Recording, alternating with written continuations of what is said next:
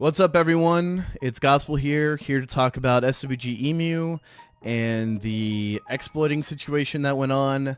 At first, I wasn't going to make a video, but as the threads continued and the replies gathered and accusations were made and all this other stuff, it seems to be blowing up in a way I did not expect. And so I wanted to give my perspective on the whole thing.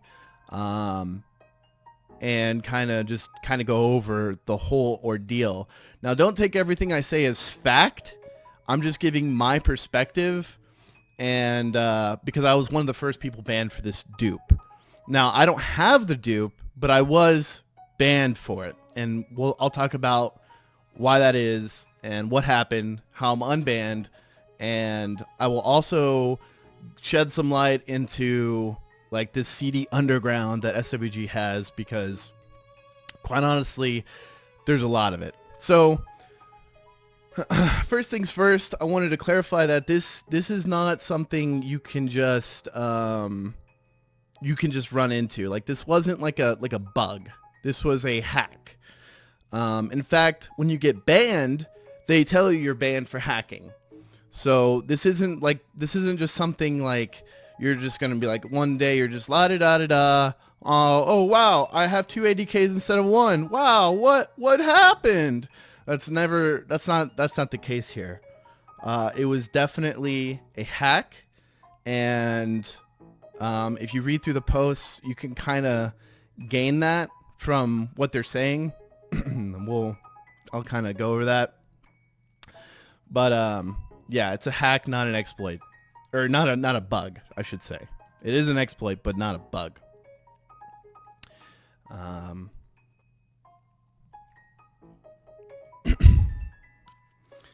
wanted to go over Lord Cater's post, and I'll also go over Lollandir's post as we continue on through the things, and I just wanted to comment and whatnot on what was said. But first, before I comment on his post, I wanted to say that I'm pretty sure I was the first to be banned among this about this issue. What happened is I was banned late last year. I think it was like November or December. And Scurby, like, I logged in and I tried to log into SWG. At the time, I was having an event go on, the SWG Race Wars, the Basilisk Race Wars, which I was super motivated for. I was playing the game, I was having a ton of fun, and then I logged in and I was banned one day. And so I asked, I logged in and said, my ban message actually said to talk to Scurby, which is, he's like the lead QA, as far as I know, right? He's the lead QA? I could be wrong. I'm pretty sure he's lead QA anyways. So I talked to Scurby, and he's like, yeah, so we found 4 anti-decay kits you have object IDs within 4 seconds of each other. Now, if you don't know what an object ID is, if you run SWG in sort of like a debug mode, you'll get an object ID for each object. Every object in the game has a unique one, even if it's duped. So, and they work in terms of like item creation. So let's say it's the beginning of a server and I loot like a CDEF pistol off like a meat lump or something. Then that was the first item created on the server. That object ID would be like 1. I'm not exactly sure it would be 1, but it's in numerical order, right? So it'd be like 1, and then someone crafts an item across the galaxy like 3 seconds later after I loot this item and creates a pole arm or something, and that would be number 2 item generated on the server, and so on and so forth, and that's how object IDs work.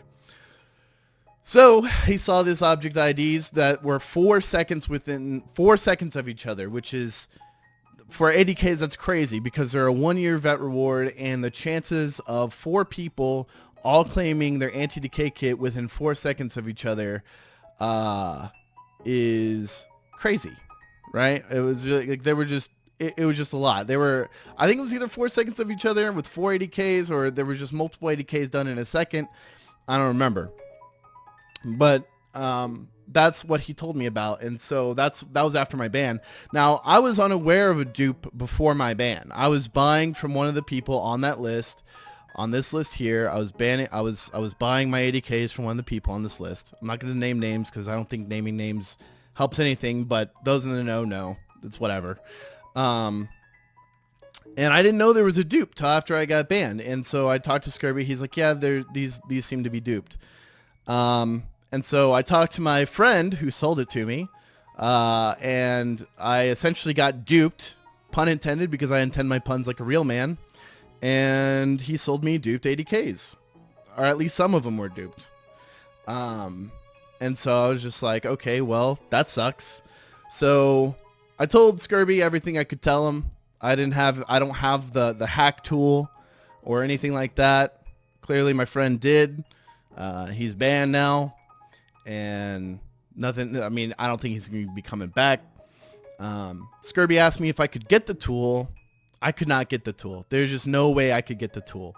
So Scurvy told me that they were going to work on it, and that when everything was said and done, my innocence, or my ignorance, I guess, would be proven with the new tool they came out with, which was Eye of Sauron. He didn't call it Eye of Sauron at the time. He just told me that LK was working on some stuff, and that at the end of this whole ordeal, I would either come out clean or dirty. And obviously I came out clean, which is why I'm unbanned. I was ignorant of the whole thing. I really didn't know till after I was banned, because I had dealt with people had complained about me selling ADKs before, because I had bought ADKs before and sold them before, and I had no reason to suspect that they were duped, and that's like my story. So past that, I wanted to read Lord Cater's post and comment on some of the things he said, which I think are very interesting and will be interesting to the community. So he starts and he says, as we progress towards the 1.0 server, we continue to make foundational investments that improve the economy, reduce exploiting, and build tools that quickly identify and respond to bad actors.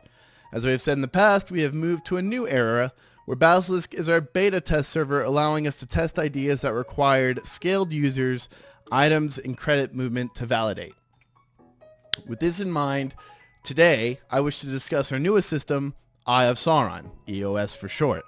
This system currently logs 31 distinct transactions focused on the movement of items and money between game systems, i.e. looting an NPC, and players, i.e. trade sales. These are detailed logs, including the source and destination, players or system, and the subject item and any child objects involved, i.e. if you transfer a building with items. As an example, currently on Basilisk, Eye of Sauron is logging about 500,000 transactions a day, from the mundane looting of a trash mob to 100 million credit transfers between players. We plan to share summaries of that data over time, create leaderboards, and use the data to power events we are preparing for the 1.0 server's launch.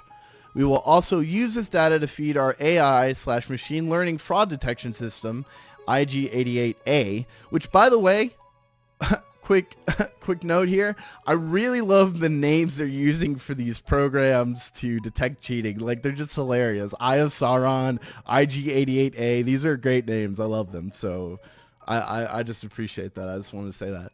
To alert us to bad actors in real time and allow us to connect accounts in ways that were not possible in the past. The sad side of this is the origin of EOS. It grows out of community reports to us about bad actors in the community who sell items for real life money and who found ways to dupe items and sell them or give them to friends. After the public announcement of 1.0 and our video interviews, several community members approached me directly about concerns they had about things happening in game. Alright, so this is really interesting. He claims that people directly approached him.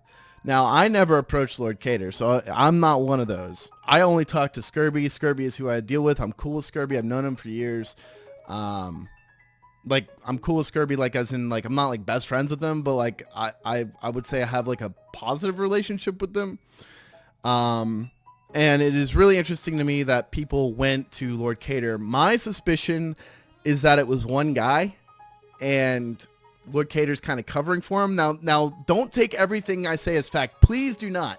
This is my suspicion, because he later says he could write a spy investigation novel on it, which might actually be the case, which is why he's saying multiple people, so those people don't get in trouble with their friends, because like I said before, my friend was selling me 4 credits. Like, I wasn't buying 80Ks with real life money. I was buying 80Ks with in-game credits. These are people that have probably ratted out their friends in order to progress the 1.0, like make 1.0 SWG a better place, where SWG 1.0 isn't a place where there's duped items everywhere, the server's totally ruined and has to wipe or anything like that. Now, Lord Cater seems to have done a really good job of tracking stuff, and that's cool. We'll see how far it goes. I think there's going to be some legacy dupe stuff that won't be caught, but that's just my opinion. We'll see what happens, and I'll hear about it if it is caught or not and whatever. But anyways, it said there's several people that came to him with concern. So the thing is well, I'll just keep reading and then I'll talk about it.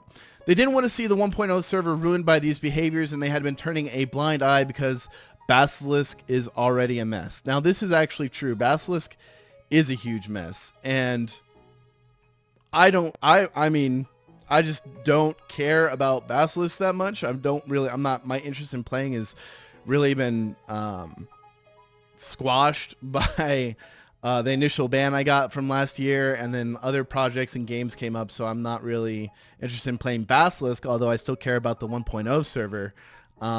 Basilisk really is a mess. Like, there's all sorts of broken things on the server that just shouldn't be there, and it's not from dupes or anything. It's just the way the nature of Basilisk was as the game progressed and was good and whatnot. Like, things changed, and there's legacy items left over that shouldn't exist. Like, for example, kinetic Tuscan rifles, and just whatnot. I mean, that's just one example, right? Doesn't have anything to do with cheating. Just has to do with just the way the game was. Like Accolade Bones, 295 Accolade Bones, impossible to get anymore. Was at one point, not anymore. He goes on to say, they came from all sorts of backgrounds. Some were crafters getting duped components that allowed them to craft over and over to get that perfect craft. Others were in the middle, selling items on their vendors in a no questions asked mode and making a hearty profit while giving money back to the perpetrators. This was me. Others in the middle, selling items on their vendors in a no questions asked mode and making hearty profit while giving money back to the perpetrators. So I was buying 80Ks low, selling high. As far as I knew, my friends were rich and they just needed to offload 80Ks, and I was going to make like a slight profit on each one. That was 100%. This is the category I fell into. Which is why I was banned initially, but I didn't know there was a dupe, and I was paying in-game money. They all understood there would be consequences of their coming forward, but they all felt it needed to happen, that we needed to know so we could fix it before 1.0 launches. This is actually what I expressed to Skirby. I told him the only reason I'm telling you anything is because I care about 1.0. This is a fact. I care about 1.0. I know I've criticized pre-CU, but 1.0 is an optics things that are wrong with like post 1.0 is an opportunity to fix things that I think are wrong with pre-CU and could make the game more enjoyable. So I just wanted to see a more healthy SWGemu server, and that's the only really reason I told anything to Skirby. I love SWG. Everybody knows that knows me knows I love CU the most, but I've spent so much time on SWGemu that I don't know. It would just feel bad not trying to help the server if you have the opportunity to help the server. So I gave as much information as I could. These were the seeds of our investigation, allowing us to hone in on the perpetrators, to monitor them in in-depth detail. We did ad hoc logging down to packet dumps of everything they did. From there, we figured out the things they were doing, and instead of instantly banning them, we built Eye of Sauron to monitor them and others on the server. Now, this is a really interesting thing because, like I said, I didn't go to Lord Cater. I went to Skirby. Skirby asked me if I had the hack tool. I did not have the hack tool, and there was no way I was going to be able to get it because some of those people actually paid for the hack tool. I don't know if everyone paid for it, but I do know that the guy who created it sold it to some people. I don't know if he gave it out for free or what, but yeah, that tool itself was sold for a non-cheap amount of money. And so as far as I know, so the guy who probably came forward to Lord Cater himself didn't have it himself, because if they did have it, they would have reversed engineered it and have probably fixed it way earlier. I'm very skeptical on them actually having the tool, but if through monitoring they were probably able to fix it, or at least detect it at the very best. And then since they can detect it, they can, delete duped items, which is actually almost just as good as fixing it, to be honest.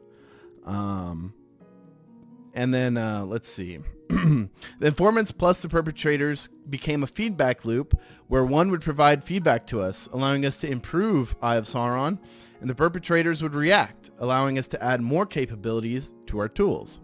I could write a detective novel on it. He probably really could write a detective novel on it. Like, this is a really interesting thing that Lord Cater is saying, because you really do have to kind of get underground with it, right? Like, you can't be too obvious about your intentions. It's almost like a game. He probably, in all actuality, I imagine LK had a lot of fun with this project. I know he really loves SWG. That's very clear from his dedication to the game and like developing it. So he probably had a lot of fun on this. So that's really cool. Hopefully he gives us details later on. That would be really cool. I would enjoy reading something like that. The process took 6 months to arrive at this point. I posted earlier, I probably showed up on the screen before. I got banned for about 6 months. So I believe I was the first person banned for it, where they were notified that there's a dupe. And then later on, like, I got unbanned, and it was I was banned for about half a year, 6 months. So this makes a lot of sense to me.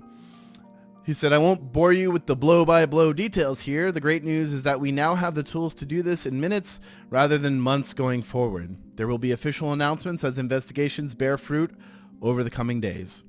We need your help cleaning up issues that ruined the game before we launch the 1.0 server. Please contact support if you see something suspicious so we can investigate it.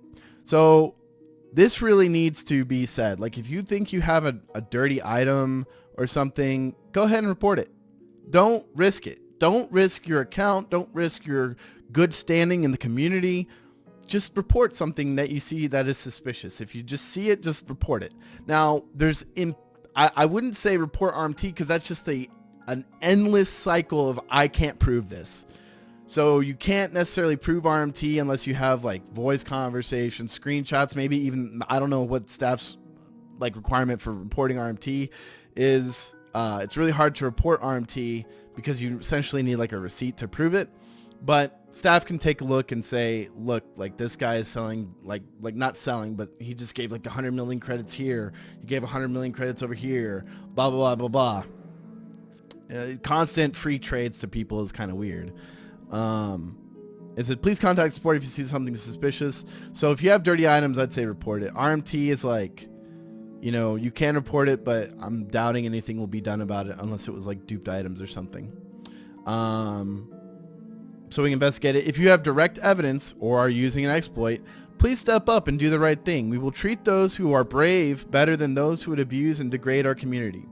Okay, so there are people banned that are not on that list that I know probably don't have the program. And the rumor I've heard, this is a rumor, all right, is that they were banned for 60 days.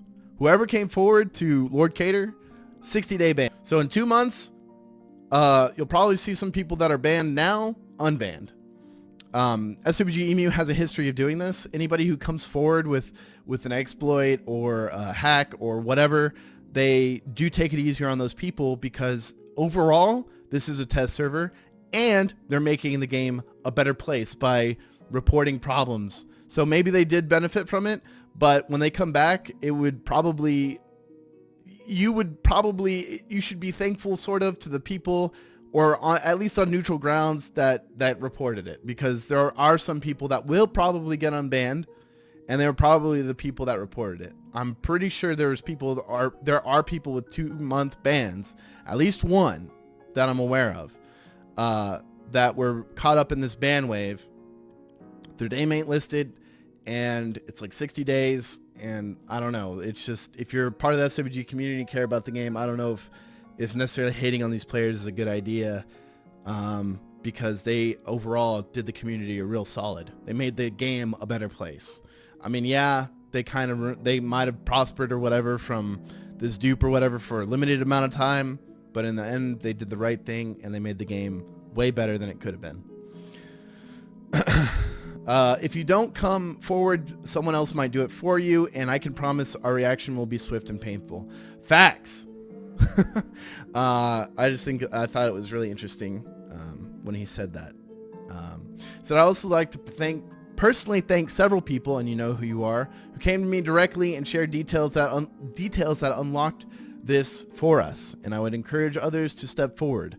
I would also like to thank my wife who put up with me while I smashed my head against my keyboard for the past 6 months building the foundations of Eye of Sauron. Without her unconditional support, my obsession to keep this game alive, I would have never been able to invest the hundreds of hours it has taken to get to this point. Now let's focus on the future, get moving towards 1.0, and a galaxy where we can innovate and have fun together as a community. Now this is a really solid post. I think the devs are doing a good job. Lord Cater seems to be doing a fantastic job. QA does a great job. Skirby does an amazing job. Staff in general does a really good job. So I wanted to address something that I've seen people like devs accused of, which I don't think I've seen it publicly on the forums.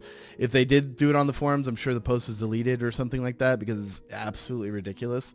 But I've seen it accused of in the past. I'm sure there's people talking about it now.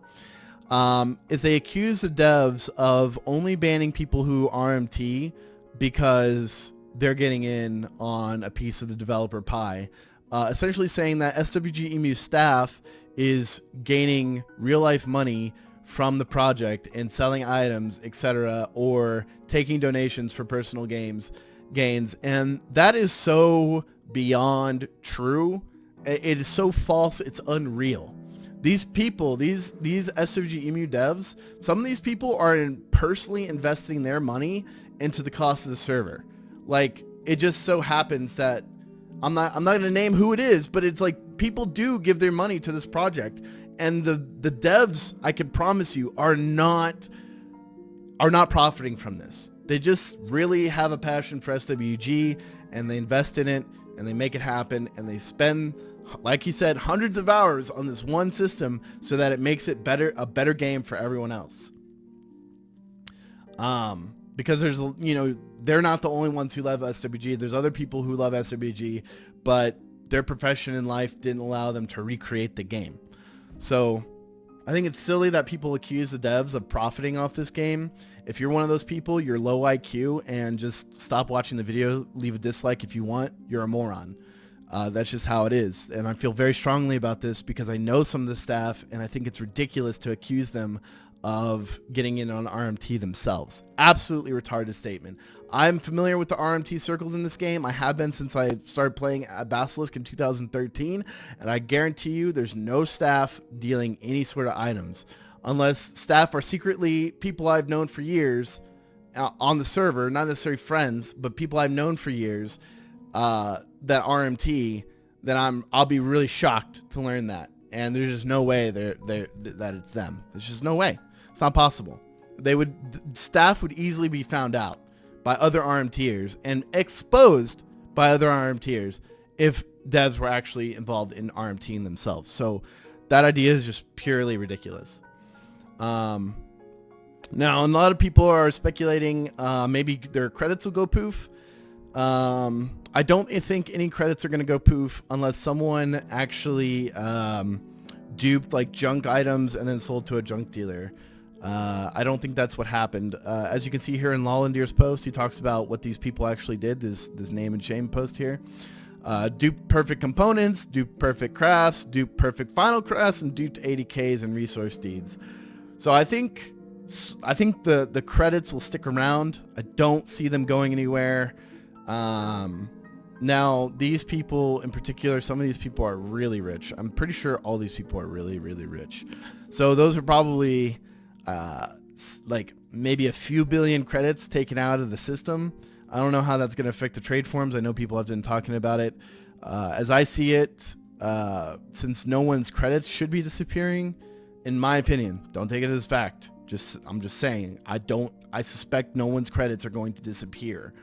Your items might disappear, your 80Ks, your weapons, your armor, those might disappear, but your credits probably going to stay intact. This is just, I mean, this is just a few billion credits. There's a lot of credits out there. The fact is on Basilisk is that there aren't enough credit sinks in Star Wars Galaxies to keep up with the rate of people earning credits. So over time, inflation is inevitable. And so items will go for a lot of credits still, I think. Especially 80Ks now. If they ever make them tradable again or just don't just straight up delete them out of the game, I suspect that prices on things will still be high. That's just my guess. There are people who are legitimately rich in this game who don't dupe, who don't exploit, who don't cheat, and they have a lot of credits, and it'll be interesting to see who those people are because, like Lord Cater was talking about earlier, he wants to create like a leaderboard, which I believe SWG Liberator or SWGemu's Liberator server actually did have a leaderboard, and you could see who the richest players in the game were, which was really interesting and really cool. And you could see everyone's like PvP rating and all this other stuff. That was really cool. So that bringing that back would be nice. But yeah, so I don't think there will be any credits disappearing. 60,000 objects sounds like a lot of items, and it is a lot of items. I don't know how many of these items are 80Ks. I don't know how many of them are going to disappear. It said 1,766 accounts affected. 60,000 items sounds like a lot, and it is a lot. It is a lot of items for sure. But I'm not going to go into details about how the dupe works, but knowing how the dupe is, I don't know exactly how it works, but I know what processes are involved. This could easily be done by like one player, easy. So I just think that they were trying to be conservative with their duping to a certain extent, but too many people had to dupe. Because this number could be way worse. In my opinion, this could be, I mean, someone who is really reckless and like not caring to get caught or not trying to be careful to get caught could easily 10 times this number, easily. They're probably limited by like inventory space and storage houses and stuff like that.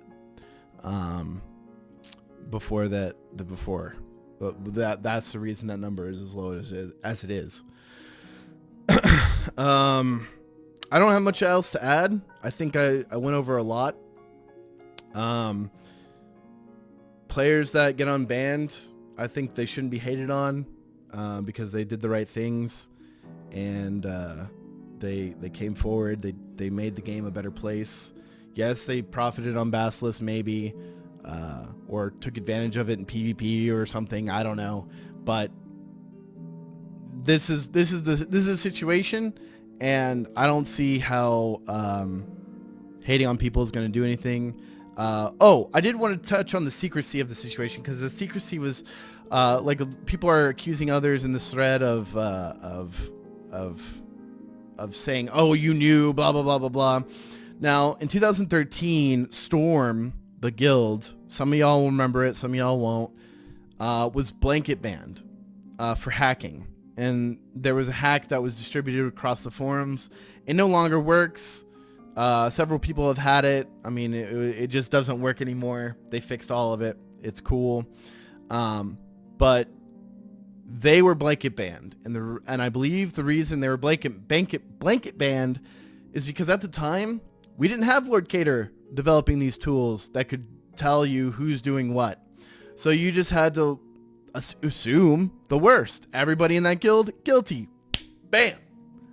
Blanket ban. Now Lord Cater's developed this really precise tool, and he can see who did what, what went to who, and who did what with it. And because of that, and I do believe he posted it somewhere in this thread. This thread's like 14 pages when I'm making this video. That he can see that, and that's why not everyone in that guild is banned. There's no need for a guild blanket ban, even though like Live, their leader Paps, is involved. I don't know how he's involved. To be honest, I'm friends with Paps. I never dealt with him economically in the game. I play Smash Brothers with him. He's a cool guy.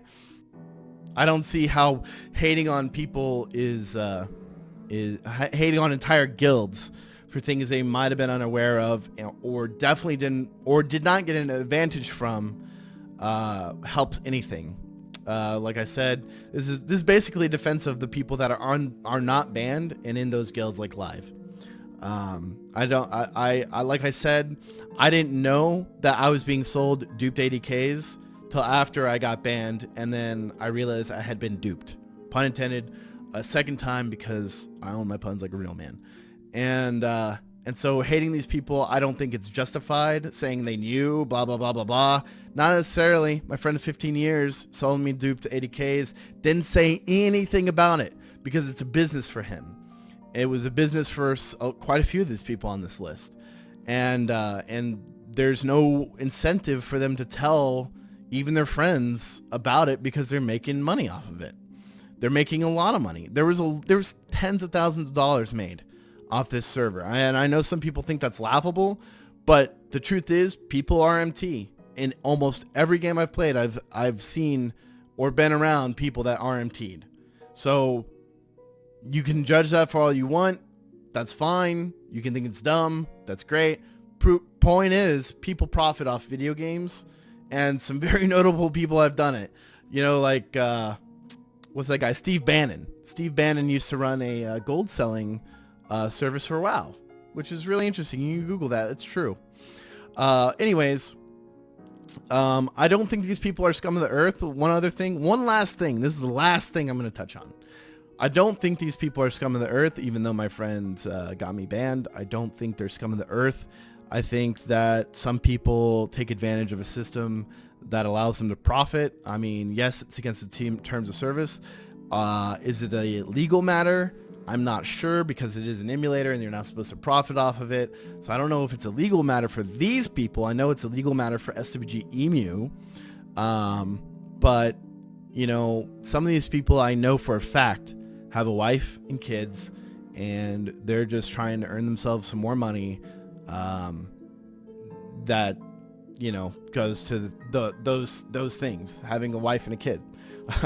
So I don't think these people are scum of the earth. Yes, they're playing dishonestly, not playing by the rules. Yes, they deserve punishment, but are they scum? I'm not so sure. A lot of people who end up cheating in video games, not a lot, I would say some people that end up cheating in video games end up going on to become devs themselves and QA and help games get better. And so maybe that'll be the case in some of these people. I don't know, probably not, but I'm just saying, I don't make character judgments based off of cheating in video games. It's very hard to do that for me, especially because I know some of these people personally and I've never had any problems with them ever. So yeah, that's all. That's my perspective. Some of it fact, some of it maybe fiction. Who knows? Time will tell. And that's all I'm going to say. That's all I got to say. And I shall catch y'all later. Peace.